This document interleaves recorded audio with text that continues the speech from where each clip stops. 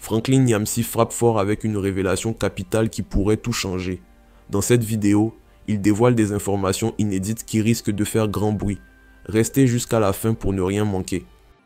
Une réunion vient d'être tenue, et se poursuit d'ailleurs, si je ne m'abuse, à Abuja au Nigeria.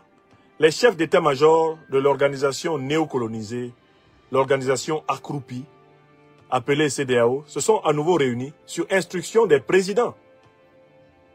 Eh bien, de la CEDEAO, des pays de la CEDEAO. Et ils se sont réunis et ont énoncé une seule décision, avec tambour et trompette, corps et cris. C'est la décision d'activer la fameuse force en attente dont ils parlaient depuis plus de 15-20 ans.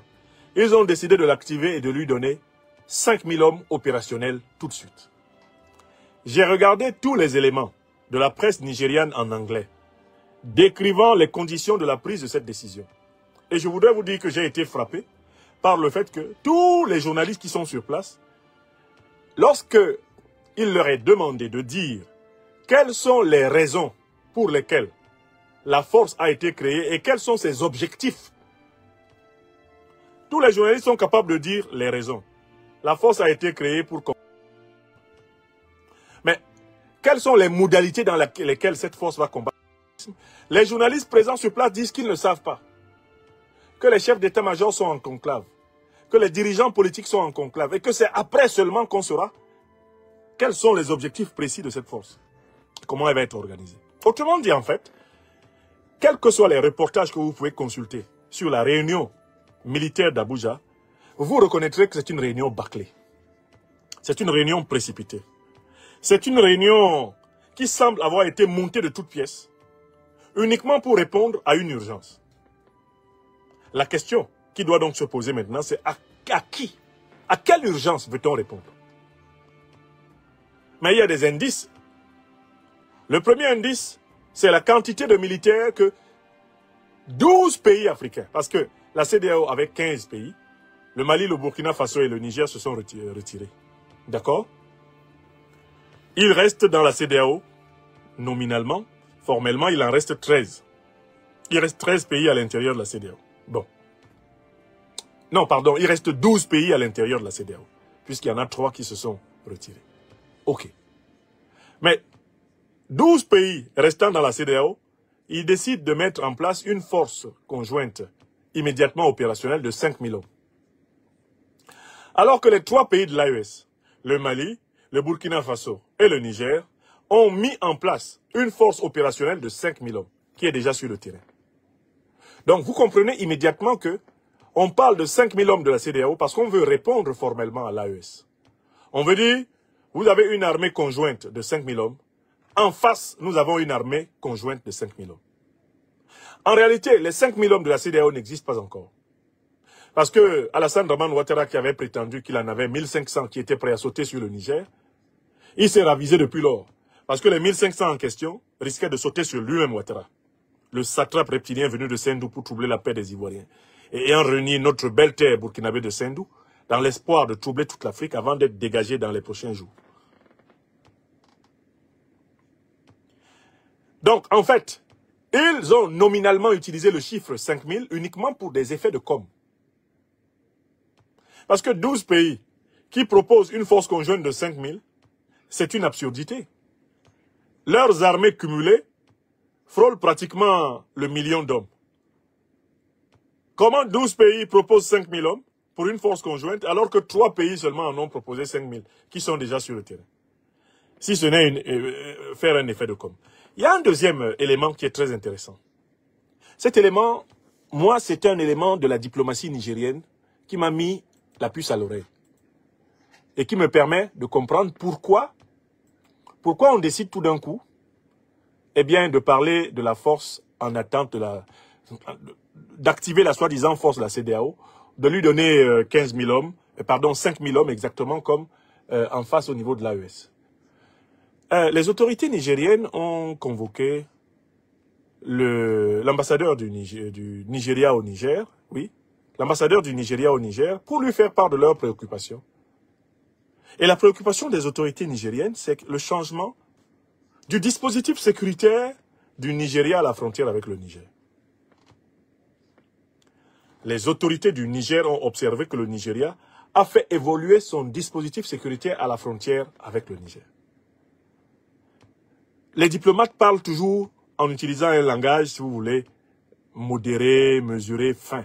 Mais il y a la phrase suivante. Le gouvernement nigérien a fait preuve de ses préoccupations, de sa préoccupation à son homologue nigérien à propos du dispositif sécuritaire récemment mis en place au niveau de la frontière entre le Nigeria et le Niger. Autrement dit, en fait, le Nigeria met en place un dispositif typiquement propre à un pays qui se prépare à faire la guerre contre un autre. C'est un dispositif de type offensif. Ce n'est pas un dispositif sécuritaire classique, c'est un dispositif de type offensif. Comme si l'armée nigériane s'apprêtait à envisager de franchir la frontière. C'est ce que le Niger a observé. Et le Niger a convoqué les représentants du Nigeria pour leur dire « Expliquez-nous ce qui explique le dispositif que nous voyons là. » Or, c'est au même moment que le chef d'état-major du Nigeria, qui pourtant était venu au Niger, rassurer le chef d'état-major du Niger, le général Barmou, que vraiment les choses se passeraient fraternellement, que la crise de 2023 était passée. C'est le même Adamou Moussa là, qui réunit tous les chefs d'état-major de la CEDEAO pour mettre en action une force terroriste. C'est le même qui est responsable du dispositif de type offensif qu'ils ont installé à la frontière avec le Niger. Est-ce que vous comprenez ce que j'essaie de dire? Sur la base des informations que moi je prends sur le site officiel nigérien, je vois que le Niger a noté un changement de posture de l'armée nigériane. Et ce changement de posture a lieu au même moment où on dit qu'il y a une force de la CEDEAO qui devient opérationnelle. Le Niger a donc convoqué le représentant diplomatique du Nigeria pour lui dire ses observations à propos de ce changement. Comme vous le savez, par ailleurs, grâce aux satellites alliés russes, le Niger possède une information géopolitique et géostratégique d'excellente qualité depuis l'avènement du président Tchani et du CNSP au pouvoir. Donc quand le Niger dit au Bénin il y a ça, après c'est vérifié. Quand le Niger dit on a vu ceci là au Nigeria, après c'est vérifié. Quand le Niger, depuis 2023, donne une information tactique, une information géostratégique, elle est avérée à 100%. Que dis-je? 1000% même. Pourquoi? Parce que la qualité de renseignement du Niger, du Burkina Faso et du Mali, avec le renfort satellitaire russe, cette qualité de renseignement a été énormément boostée. Voilà. D'où on peut donc comprendre qu'en fait, la fameuse force de 5000 hommes que la CEDEAO est en train de mettre en place n'est ni plus ni moins qu'une force qui a pour but de renforcer en débandade. Oui! Je recommence une deuxième fois.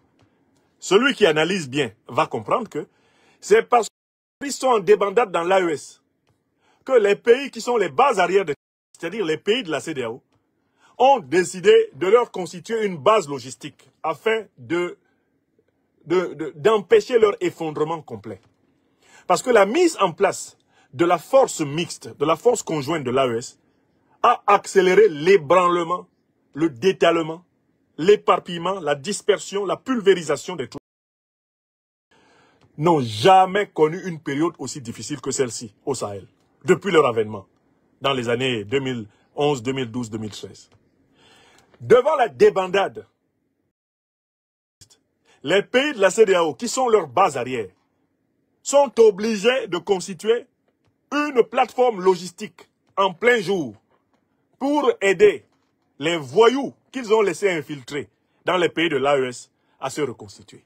Écrivez ça. Ce que je suis en train de vous dire là sera corroboré par les révélations qui ne tarderont pas dans les prochains jours à propos de cette soi-disant force en attente. La force de la CEDEAO là, c'est en fait ça va être le rassemblement en fuite qu'on va habiller en treillis des pays de la CEDEAO pour leur donner un semblant de légitimité et les organiser véritablement en armée apparemment régulière, mais en réalité, ce sera strictement le même groupe de mercenaires. Je vous demande d'écrire ce que je vous dis. Les 5000 dont la CEDEAO parle, ce ne sont pas 5000 militaires. C'est 5000 mercenaires. C'est le ratissage de tous ceux qui ont survécu à la guerre contre l'AES. C'est le rassemblement, eh bien, des brebis égarées. C'est la remobilisation des troupes en débandade. C'est de ça qu'il s'agit là. Donc, écrivez ce que je viens de vous dire. Parce que vous allez voir, nous sommes aujourd'hui le 13 mars 2025. Vous allez voir, même à partir de la semaine prochaine, des informations sur la composition du regroupement, des informations sur la provenance des recrues vont commencer à sortir. Et vous allez confirmer que, eh bien, le serviteur des pains spirituels, la liberté des Africains, nous avait dit le 13 mars 2025, les 5000 de la CEDEAO là, ce ne sont pas 5000 militaires. Non. Parce que les militaires nigériens n'ont pas intérêt à venir mourir dans l'AES. Les militaires ivoiriens encore moins. C'est des poltrons de première, ils ne peuvent pas traverser pour venir. Les militaires de Ouattara là. Ce n'est pas les militaires béninois qui vont traverser la frontière pour venir. Ce ne sont pas les militaires ghanéens. Ce ne sont pas les militaires togolais. Ce ne sont pas les militaires sénégalais. Il s'agit en réalité d'une reconstitution des troupes mercenaires. Cette fameuse force qu'on active aussi précipitamment n'est rien d'autre qu'un regroupement qui ont fui les positions qu'ils devaient occuper. On essaie de les rassembler, de les rhabiller, de les réentraîner, de les rebooster, et on va essayer de leur affecter des missions apparemment officielles, mais en réalité officieuses. On entre donc dans un nouveau camouflage contre l'Alliance des États du Sahel. Cette force que nul n'a été capable de mettre en place pendant plus de 30 ans d'existence de la CEDEAO. Cette force-là, qui tout d'un coup apparaît, n'est rien d'autre qu'un conglomérat, un bric-à-brac, un ramassis.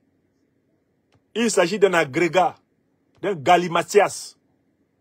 Il s'agit en réalité d'un méli-mélo soporifique, du lumpen prolétariat rassemblé comme on rassemble un monceau de pièces détachées ou d'ossements blanchis afin de reconstituer in extremis une sorte d'armée là où les gauchistes sont précisément en voie de disparition complète.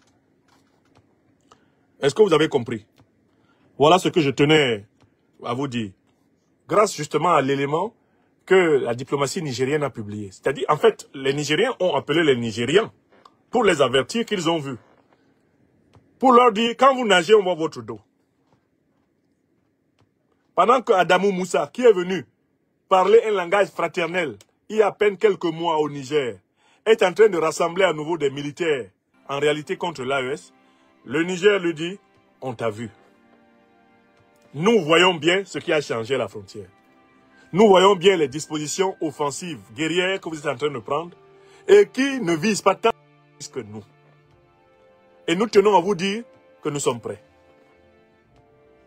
C'est ce message-là que le Niger a adressé au Nigeria. Alors, j'ai vu un certain nombre d'organes de presse qui se sont trompés sur l'interprétation du message. Allez chercher ce que les autorités nigériennes ont dit. Vous allez trouver là que le Niger a exprimé au Nigeria ses préoccupations. Sachez que dans le langage diplomatique, quand un pays exprime à l'autre ses préoccupations, c'est que celui qui dit qu'il exprime ses préoccupations à l'autre reproche à l'autre de menacer sa sécurité, de menacer ses intérêts. Les préoccupations. Je suis préoccupé. C'est-à-dire, je me rends compte que tu es en train de changer encore d'attitude envers moi. Je vois ce que tu es en train de faire. Vous avez envoyé le général Moussa Adamou ici, nous dire que nous sommes des frères, dire qu'on va s'entendre, qu'il n'y aura plus de problème. Voilà le même général Moussa Adamou qui recommence les mêmes réunions que vous teniez en 2023 contre nous. C'est exactement les mêmes réunions qu'il tenait. Et c'est là qu'on doit voir le courage politique de ceux des pays de la CEDEAO qui ont décidé de prendre leur distance avec cette haute sorcellerie manipulée par le néocolonialisme et l'impérialisme occidentaux et moyen-orientaux. les pays de la CEDEAO là, qui disent qu'ils ne sont pas dedans, qui ne sont pas dans ce jeu, ce sale jeu, comme le dit par exemple le Togo ou la Guinée, maintenant qu'ils soient courageux. Qu'ils soient courageux et qu'ils quittent la CEDEAO. Qu'ils arrêtent la politique d'un pied dedans, un pied dehors, la politique du cul entre deux chaises, et qu'ils assument le véritable panafricanisme, qui est une rupture avec toute forme de structure néocoloniale et impérialiste. La CEDEAO est une organisation néocoloniale et impérialiste. Et voilà, cette incroyable révélation de Franklin Nyamsi est maintenant à votre portée. Un sujet aussi sensible et important ne peut laisser personne indifférent. La CEDEAO qui met en place une armée conjointe. Qu'en pensez-vous? Est-ce que cette information vous surprend ou bien vous étiez déjà au courant de certains éléments? On aimerait vraiment connaître vos impressions et vos réflexions à ce sujet. Alors n'hésitez pas à partager votre avis dans les commentaires ci-dessous. Chaque opinion compte et nous avons hâte de lire vos retours. Si vous avez trouvé cette vidéo intéressante, pensez à laisser un like.